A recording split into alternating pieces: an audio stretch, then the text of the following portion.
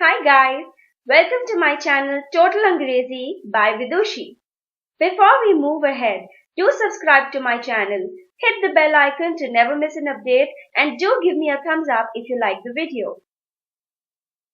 Today we are going to do Grade 10 Chapter 5 Footprints Without Feet. This has been written by H.G. Wells. To begin with, let us do the summary of the story. Now, this story, as the name suggests, is a story of imagination. It is a fantasy story. What is a fantasy? A fantasy is anything which does not happen in real. We imagine things. Like, for example, let's say this chapter is all about an invisible man. Now, you and I both know that it is quite impossible for somebody to become invisible. Right? So it is an imagination. That is why this is a fantasy story. Why I tell you this is because it will be lovely if you add this point in some of your answers. It will definitely fetch you more marks because the evaluator will know that you have understood what exactly the chapter is about. So this story begins with two boys who are in the middle of London. They have suddenly become curious because they are following some barefoot imprints. While they are doing so, they are satisfying their curious mind, they suddenly come across a remarkable sight. They see that there are new set of footprints in the mud. They are muddy footprints which are new. So they begin to follow that and go down the street along with the footprints. As they go ahead, you can see that the footprints have become faint and they ultimately disappear. What is revealed to us in the next paragraph is that those footprints belong to scientist Griffin. Now this scientist has been conducting several experiments because he wants to find a way to make the entire human body transparent. He wants to become invisible. So he has consumed some drugs. He has consumed some drugs which even he does not know what they are, and those drugs have helped him become completely invisible. Now, after he becomes invisible, there are two main features that have been highlighted about him. First is that he becomes as thin as a sheet of glass, which means to say that hardly anybody can see. In fact, nobody can see him. And second, that he is as strong as glass. Now, we also come to know two characters of scientist Griffin. First thing is that he is a brilliant scientist. Now you can imagine how brilliant he must be if he is being able to crack the code to become invisible. But he is also unlawful. So you can see a contradiction in his character. This is when we come to know about the fire incident. This is one of the incidents where he was unlawful. So he was a very rude person, and the house that he was living in, he was going to be thrown out of there by his landlord. His landlord did not like his means of living and he did not like his rude behavior. Now Griffin came to know about this, and just after he became invisible, he set fire to the entire house. Now he did not think this far. What happened was he became homeless.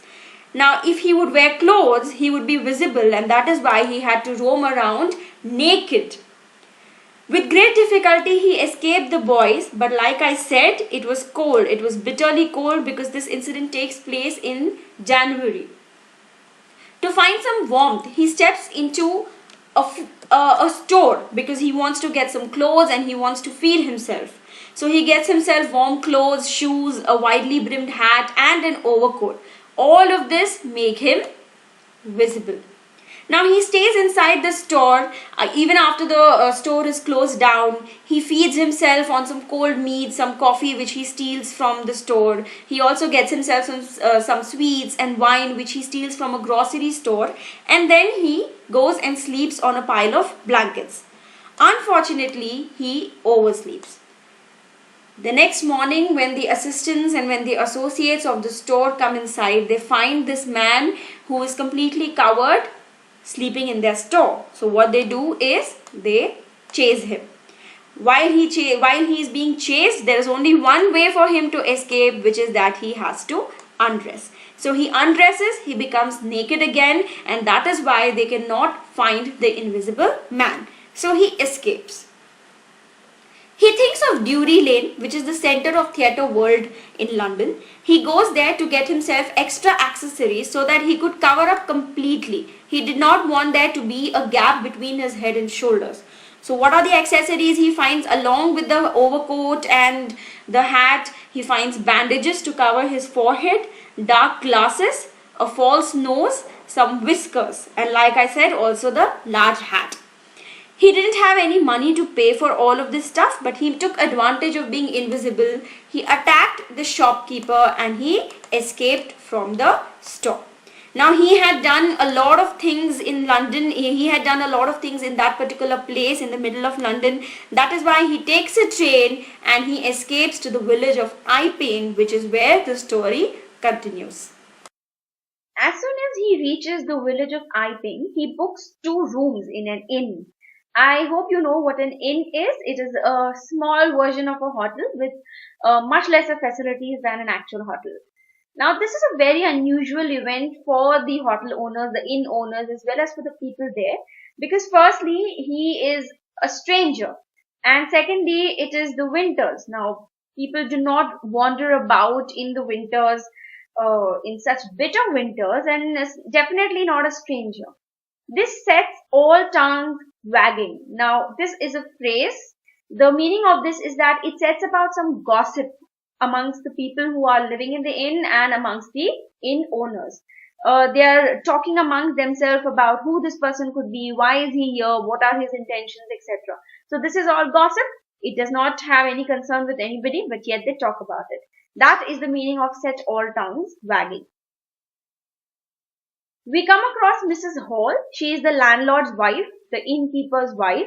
She tries to have a conversation with Griffin, but he gets angry. He dismisses her completely and he asks her for solitude. He says that he's come to the village for some solitude. He wants to be alone and so he does not want to talk to anybody. He wants to be left alone.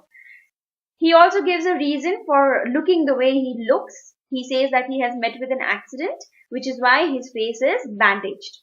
Now, she does not have much to do with him. She's satisfied for 2 reasons. One, because he's an eccentric scientist, and secondly, because he has paid her money in advance. So, she excuses him for his strange habits as well as his irritable temper. Now, it was robbed money that he was living in the room with. He soon runs out of money. Now, he doesn't know what to do. He has to continue to pay the innkeeper to live there. So he pretends that there is a check that is expected in the coming few days, and he puts up an act that she should let him stay there for a few more days. The very next morning, a curious episode takes place at the clergyman and his wife's house. One early morning, they listen to the clink of money that comes from their house's study room.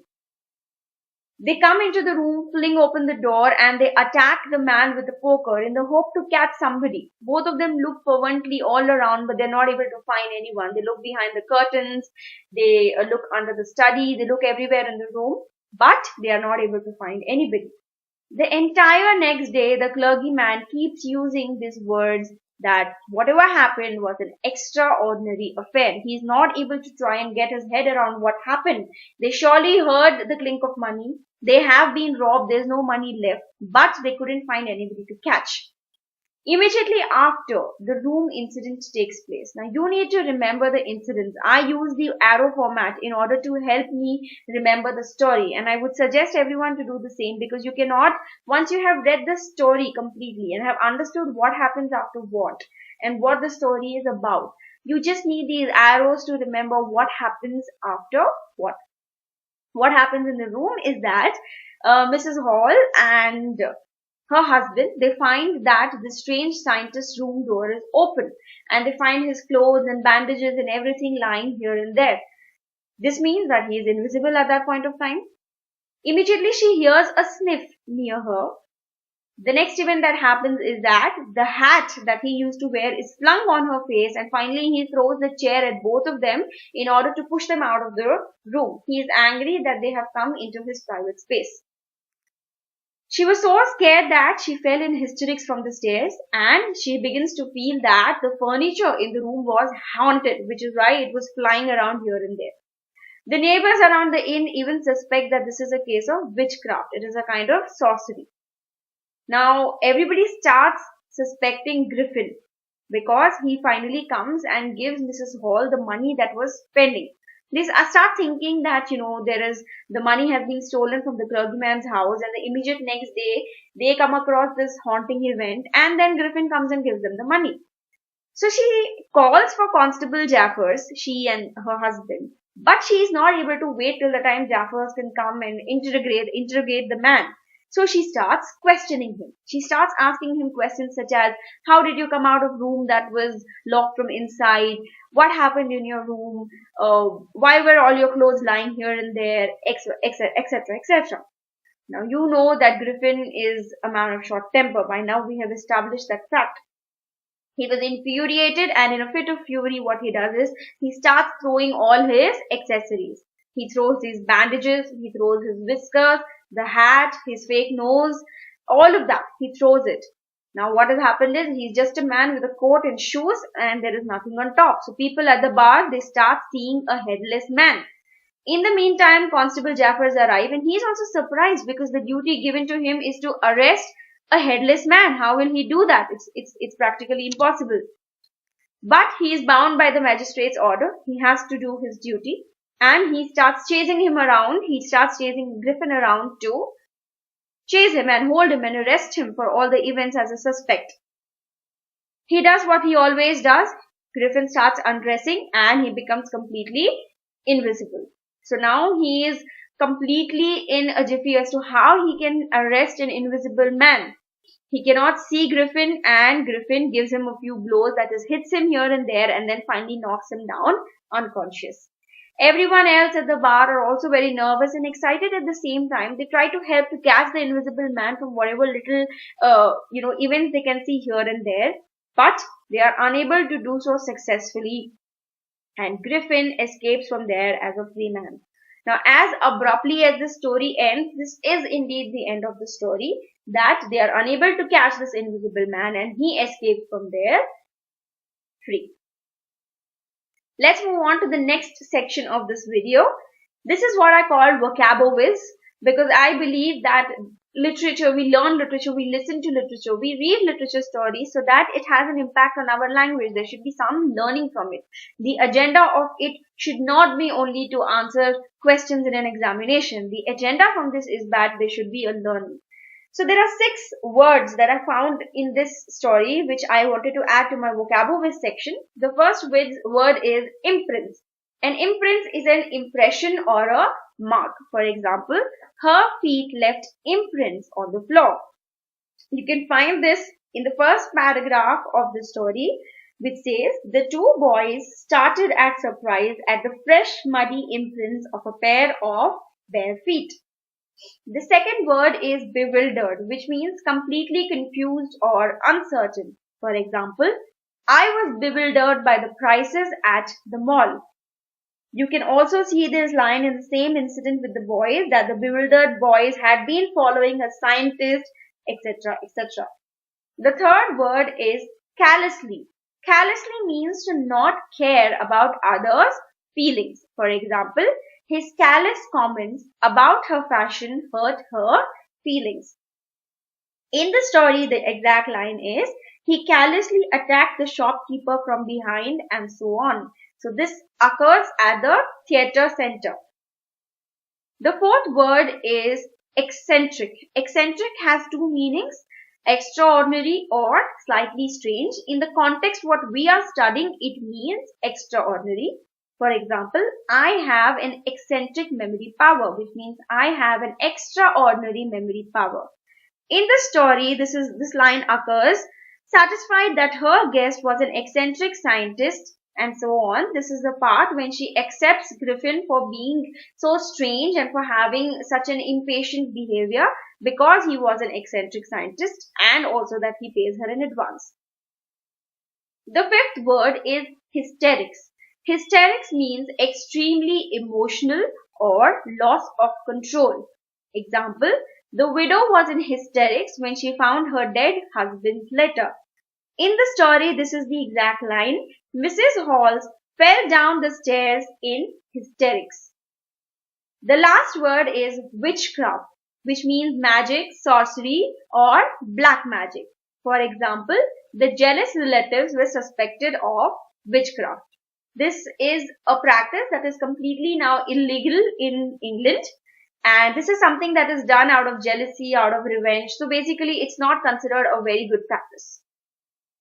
Let's move on to the next section, which I call my +1 section. I call this +1 because this is an added learning, because these are things that you'll keep coming across all throughout your learning in English language, be it in poetry, poems, or literature, stories, dramas, etc. Now, this is one excellent figure of speech that I found in this story, which is called a simile. What is a simile? A simile is when we compare two things using the words like or as. So we see two similes in this story which come one after the another in the story, as thin as a sheet of glass. So we are comparing the man who is invisible to a sheet of glass using the word as. So therefore it is a simile. Similarly, as strong as glass. So again we are comparing the strength of the man with glass using the word as. So this is my +1 for this chapter. Let's move on to discuss question and answers that are important. I have also marked a few questions that have been asked in the CBSE pattern papers before. I will discuss the long answers with you and I'll leave you to answer the short questions with a few discussions. Now here are a few important long questions that can be asked from this chapter. First and most important that I find is the character sketch of Griffin. Now this could come in any format. They could twist the question for you. These are the pointers you can use. Now I suggest that when you give a pointer, you also give an example to support your reason or your characteristic. So he was short-tempered. You have many incidents from this story that show how short-tempered he was. Secondly, he was selfish. He didn't think about anybody else but himself, that people who have been working, he robs their hard-earned money. So he's selfish to fulfill his own needs.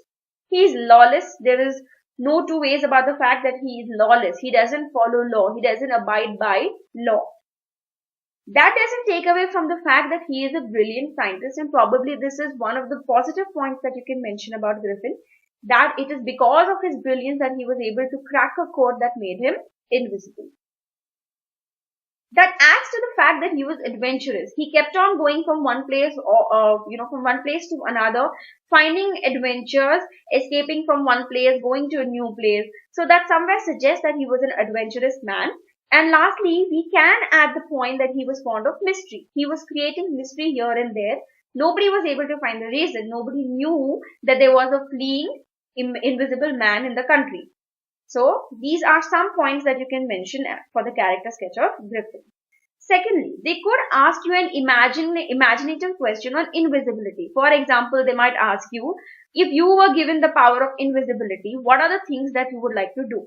Now you can answer this in any way you want to. The evaluator is not going to judge you on what you're going to do.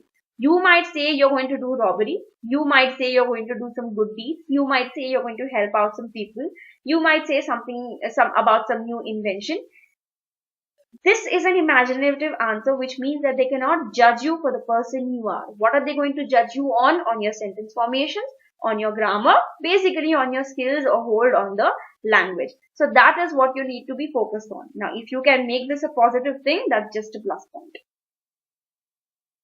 The third long question is, discuss the landlord and his wife's experience with the strange scientist. This question has been asked in CBSE 2016 pattern paper, and I have mentioned a few pointers over here which you can also take down from this video. Pause the video and take down these pointers which will help you frame sentences. Remember these pointers, and I'm sure that since you are in 10th grade, you can frame your own sentences when you have to answer it. So firstly, with the episode of the landlord and his wife, they are surprised because he's a stranger who's come to the inn, and it is bitter winter. This is the reason for the surprise. The second point is they are satisfied initially with him with two reasons. That one, he's an eccentric scientist, and secondly, because he's paid them money in advance, and that is their need of the hour. They need money. The third incident where they have something to experience with him is when they sneak into his room and they find no one, but they know that the clothes are cold and somebody has recently come in. They then hear, basically she hears a clothes sniff near her, and then she finds that the hat that has been hanging on the bedpost is flung to her face in a manner to attack her. And finally they see that to push them out of the room, the bedroom chair is thrown at them. This is when she feels hysterics and she falls down from the chair, and it suggests that she feels that that the furniture in her room was haunted. So you can call her superstitious here. And final experience that they have is that they decided to confront him, but they not just confront him, they also try to get him arrested by calling a constable, but he is able to escape from there due to his invisibility. So these are the pointers you can use to answer this question. And the fourth long question that I feel that they could ask you is, mention two incidents that showcase Griffin's unlawfulness or how he misused invisibility. Now you might find that somewhere or the other questions are repetitive. The story is small, so they do not have much to explore from this. They might ask you the same questions in one way or the other. But here are a few pointers that I have listed out. Firstly, he doesn't set a very good example of being a true scientist, because a true scientist would want to add more to the society, but this person is being completely antisocial, which is one of the reasons that he becomes a criminal, which is my third pointer here. Anybody who's into burglary, robbery, attacking people, taking advantage of their weaknesses is as good as a criminal. So he has not made any good use of his invisibility, which is my pointer number 2. Fourth, he misuses his invisibility by setting fire to the house where he lived, which falls back on him because that leaves him homeless and naked in the chilling winters in London. He steals food and clothes from the London store. He also steals goods from the theatrical company, and he also attacks the man and robs the store. He also robs from the clergyman's desk. And another thing that we can see is he's completely impatient and frustrated all the time, which is not a sign of a scientist, because a scientist is somebody who has to perform a lot of experiments, and you would want him to be patient. And that is one thing that we did not find in Griffin at all. So these show that he's completely unlawful, he's completely antisocial, and he has at all times misused his invisibility. We do not see him doing anything good at all. Let's move on to the short questions. The first question is, why were the two boys in London surprised and fascinated? So you know the answer to these questions. That's because they see fresh, muddy footprints, and they keep finding that the new footprints are appearing from out of nowhere, which become faint, and finally they disappear. So they are curious, they follow him because they want to know what a man is doing in these winters in the middle of London. Second question, which I find has come from CBSE 2011 paper. Why did Griffin step into a big London store? You know the answer to this question. We just discussed it in the previous question. Is because he was homeless, and because he set fire to his house and he was out in the bitter winter. So he needed a place for warmth and some food, and he wanted to steal food and clothes for himself, which is why he steps into the London store. Why was he a lawless man? I think we just discussed this in the long answers question number 4. Pick up a few points that would be enough to suffice for a 2-mark answer and answer this question. Question number 4. What did Griffin do in the shop of a theatrical company? Now he wanted to find new clothes, and he wanted to find clothes that are enough to cover up the space or gap between his chin, his face, and the shoulders. So he goes into this shop to find new clothes along with other accessories like the whiskers, the dark glasses, the hat, the false nose, the bandages, etc. Question number 5. How did Griffin find himself invisible but naked in the chill January the second time? So why does this happen the second time? Because he goes into the London store, he eats, he covers himself up, and he sleeps there on a pile of blankets. But what he also does is he oversleeps, which means that the associates or the store assistants find him sleeping when they step in the next morning, and they chase him because somebody is inside their store, and that is why he has to take off all his clothes once again to become invisible so that he can escape from those angry people. What did the Halls see in the scientist's room? So what did they see? They found the door open, and the first thing that they saw, that nobody was inside the room. Then they saw that the bedclothes were cold, which meant that somebody has been up over there for a while. They find all his clothes and bandages that were lying about here and there. What I see is that this question has appeared in the CBSE 2013 paper. Question number 7. How did the man become invisible, and what did he do then? As you can see, this comes from 2014. So how did he become invisible and what did he do then? He got very angry with the question that Mrs. Halls was asking him again and again, and he threw all of his accessories, his gears, his glasses, and he became an headless man. That is what he does first, and after Constable Jaffer arrived, he threw all his clothes because he wanted to escape from there after knocking Constable Jaffer's down unconscious. So that is what he does. What happened to Jeffers when he tried to catch the invisible man? Again, the man became invisible and he was trying to escape. Now, Jeffers was initially troubled as to how he was to arrest a headless man, but he was a law-abiding person, so he wanted to go with the magistrate's order. He finds it more difficult when the man becomes completely invisible after Griffins has removed his clothes, and he has to face a few blows from the invisible Griffins, and finally he is knocked down unconscious. Last question. What was the explanation of the mystery? By now I'm sure you know the answer to the question. What mystery are they talking about? They're talking about the first incident of the two boys when they find barefoot footprints on the mud. So they're trying to solve the mystery that where have this come from, and we realize in the second or third paragraph that this comes from a scientist, Griffin, who has consumed some drugs in order to become invisible. So you explain this in short. Now, apart from short questions and long questions, we have a reference to context. So there are quite some instances from this story where you can get reference to context. So read the chapter well in order to be able to answer these questions. Answer such kind of questions to the point. You do not make them lengthy and waste your time.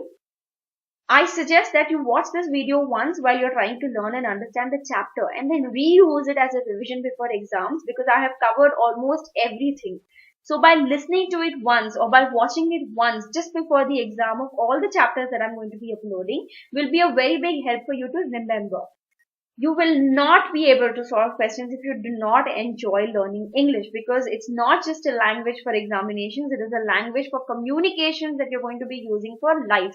So enjoy the language. Lastly, here I give you the freedom to comment in my comment section below if there is any chapter that you are finding difficult from any grade for that matter in the language of English.